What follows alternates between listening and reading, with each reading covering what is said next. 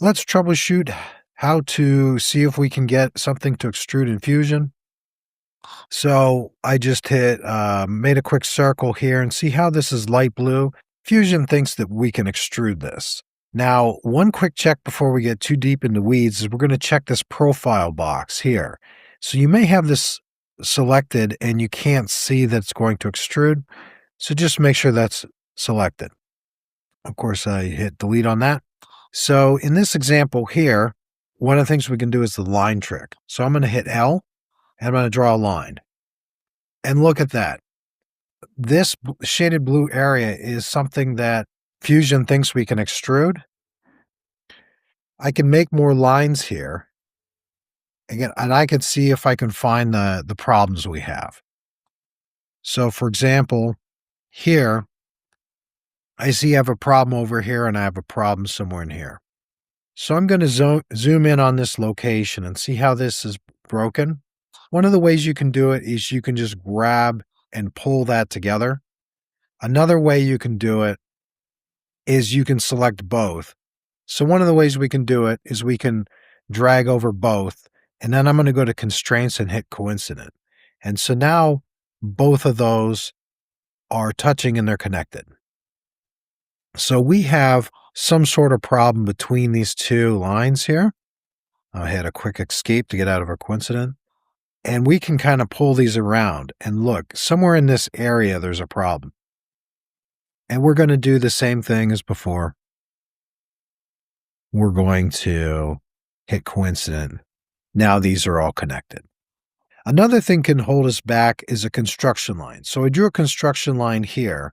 If we were to select it, we can hit over here to turn it over to a normal line, or you can hit X. And I'm going to hit E real quick, and I can select our two profiles, and you can see that Fusion likes this. A giveaway as to where your problem is coming from is if you look at these here, these two circles here, these unconnected lines, they put a white dot at the end of them.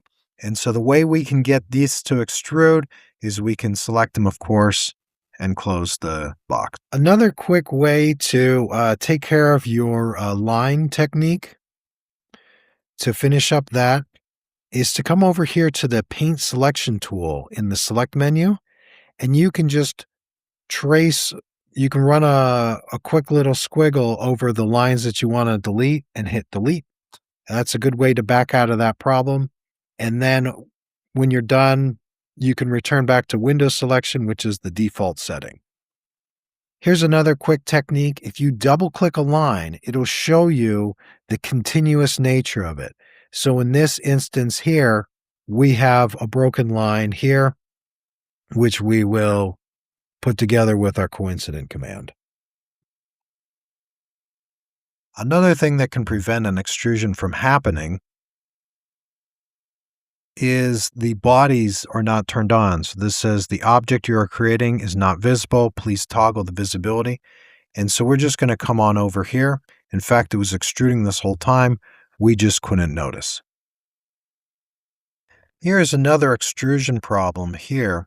So if I extrude this, I'm going to push E.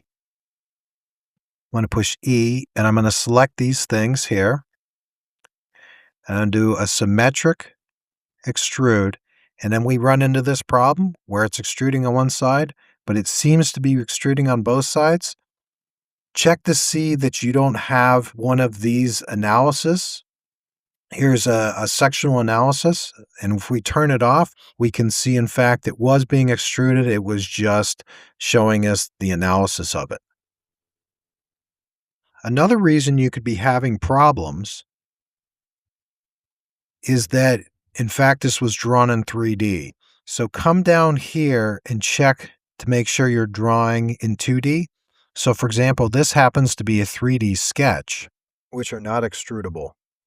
There's something else we need to think about, which is you don't have to make these complicated extruded shapes. You can use something called thin extrude.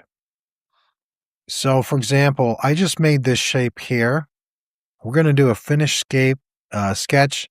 I'm going to hit E for extrude, And let's come over to this here, thin extrude.